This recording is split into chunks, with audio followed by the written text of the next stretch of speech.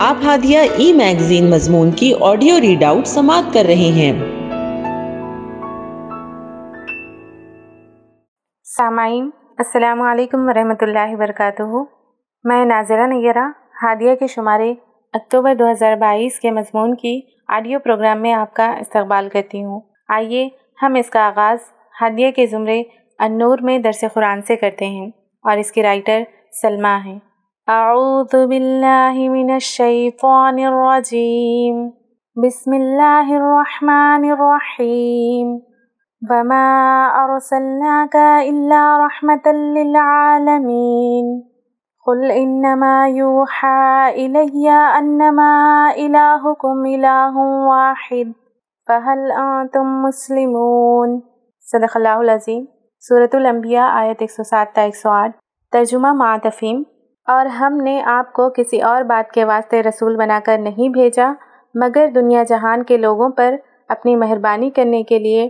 وہ مہربانی یہی ہے کہ لوگ رسول سے ان مضامین کو قبول کریں اور ہدایت کے ثمرات حاصل کریں، اور جو قبول نہ کرے وہ اس کا قصور ہے۔ اس سے اس مضمون کی صحت پر کوئی اثر نہیں پڑنا۔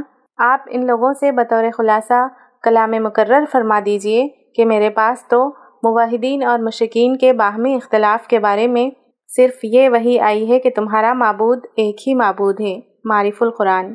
رحمت دنیا اور آخرت دونوں جہاں کی رحمت مراد ہے۔ عالمین عالم کی جمع ہے، تمام جہان والے مومن کافر، دین دنیا، انسان جن، حیوانات نباتات جمادات۔ روایات کا ربط نبی رحمت کا تمام عالمین کے لیے رحمت ہونا اور ان آیات کا باہمی ربط کچھ اس طرح ہے کہ تمام کائنات کی حقیقی روح اللہ کا ذکر اور اس کی عبادت ہے۔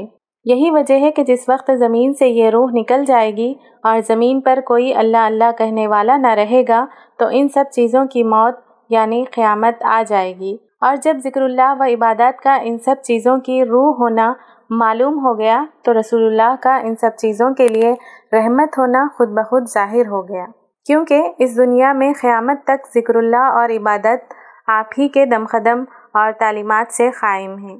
اسی لیے رسول اللہ صلی اللہ علیہ وسلم نے فرمایا ہے، انا رحمت مہدات، میں اللہ کی طرف سے بھیجی ہوئی رحمت ہوں۔ ابن عساکر عن ابو ہریرہ رضی اللہ تعالیٰ عنہ۔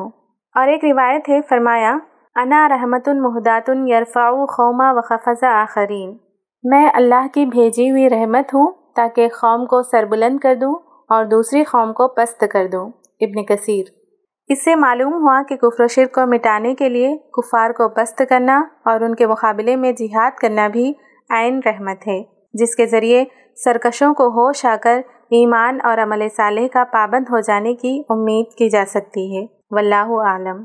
معارف اس آیت میں آپ صلی اللہ علیہ وسلم کی افضلیت تمام مخلوقات پر ثابت ہوتی ہے، نیز دونوں جہانوں کی سعادتیں حاصل کرنے کا ذریعہ ایمان والے کے لیے کامیابی اور بے ایمان کے لیے دنیا میں کلی عذاب سے بچنا اور آخرت میں اس رحمت سے کوئی حصہ نہ پانے کا ہے۔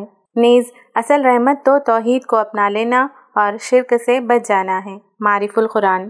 آپ صلی اللہ علیہ وسلم کا عالمین کے لیے رحمت ہونا ساری دنیا کے لیے۔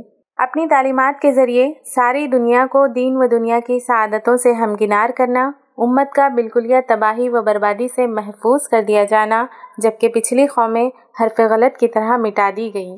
آپ کا غصہ کرنا اس کے حق میں قیامت والے دن باعث رحمت کا حصہ ہوگا۔ مسند احمد۔ اپنے دو نام اللہ نے آپ کو عطا فرمائے، رؤوف اور رحیم۔ سورہ توبہ آیت نمبر 118۔ عاصیوں کے لیے آپ کی شفاعت ان کے حق میں رحمت ہے، سورہ محمد آیت نمبر 19۔ آخرت کے اعتبار سے نبیوں، رسولوں اور تمام مخلوقات کے لیے رحمت ہوں گے۔ آپ صلی اللہ علیہ وسلم کی سفارش پر حساب کتاب کی شروعات ہوگی۔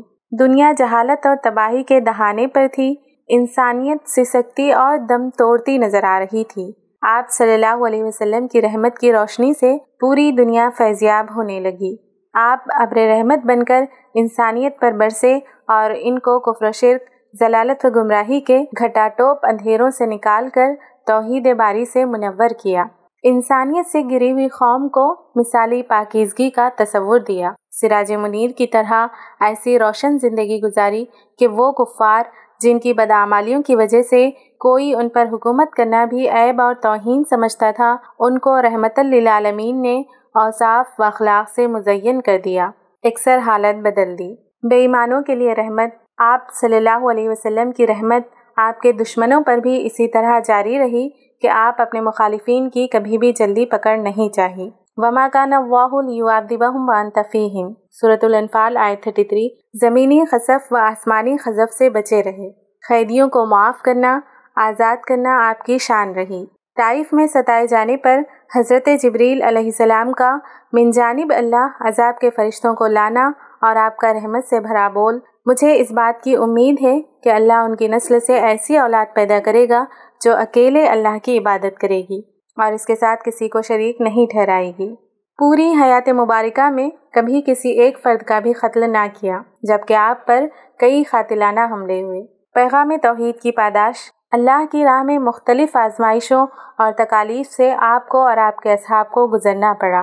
آپ پر کبھی گندگی پھینکی گئی، پتھر برسائے گئے، مجنون، دیوانہ، ساحر کہا گیا، ظلم و ستم کا نشانہ بنایا گیا، شعیب ابی طالب میں محصور کیے گئے، سوشل بائیکاٹ کیا گیا، ایمان لانے والے اصحاب کو بھی ظلم و ستم کا نشانہ بنایا گیا، گرم ریت دہکتے کوئلوں پر لٹایا گیا، لوہے کی سیخوں سے داغا گیا، ہر طرح کے حربے اور کئی طرز کی تکالیف دی گئیں، یہاں تک کہ دربدر کر دیا گیا، مکے سے باہر کر دیا گیا۔ رسول اللہ کی رحمت کا تقاضا بدلہ لینا تو محال، بد دعا تک نہ کی، بلکہ ان کی رشد و ہدایت کے لیے دعا فرمائی۔ پھر چشم فلک نے وہ مناظر بھی دیکھے کہ 10,000 جانثاروں کے لشکر کے ساتھ اسی مکہ میں بحیثیت فاتح داخل ہوتے ہیں۔ ظلم و ستم کرنے والے خوفزدہ ہیں کہ انتقاماً کیا ہوگا، سب گم ہیں کس طرح کا بدلہ ہوگا۔ اسی قسم پرسی کے عالم میں نبی رحمت للعالمین کی ندا آتی ہے، لا تثریب علیکم اليوم، اللہ اکبر۔ جانور و نباتات کے حق میں نہ صرف انسان بلکہ حیوانات کے بارے میں بھی آپ کی رحمت کا ہم مشاہدہ کرتے ہیں۔ ان کے بارے میں احسان کا حکم دیا اور اس کو اجر و ثواب کا باعث بتایا۔ بدسلوکی پر وعیدیں بھی سنائی، نہ صرف جاندار بلکہ بے جان کے حق میں بھی ہم آپ کی رحمت کاملہ کا مشاہدہ کرتے ہیں۔ ہرے بھرے پھلدار درخت نہ کاٹے جائیں اور بے ضرورت نباتات بھی ضائع نہ کیے جائیں۔ صلی اللہ علیہ وسلم، مررن مررن بکرتن واسیلن کما حق ہو۔ ہادیہ مضمون کی آڈیو سماعت کرنے کے لیے شکریہ۔ امید ہے کہ آپ کو پسند آیا ہوگا۔ ہمیں آپ کے مشورے کا انتظار رہے گا۔ اپنا مشورہ، تبصرہ اور مضامین editor@hadia.in پر ارسال کریں اور ہادیہ ای میگزین کے مضامین کو پڑھنے کے لیے ویب سائٹ www.hadia.in سبسکرائب کریں۔ انشاءاللہ ہم اگلے ہادیہ ای میگزین کے شمارے سے دلچسپ مضامین کی آڈیو لے کر حاضر ہوں گے۔ تب تک کے لیے اجازت، اللہ حافظ۔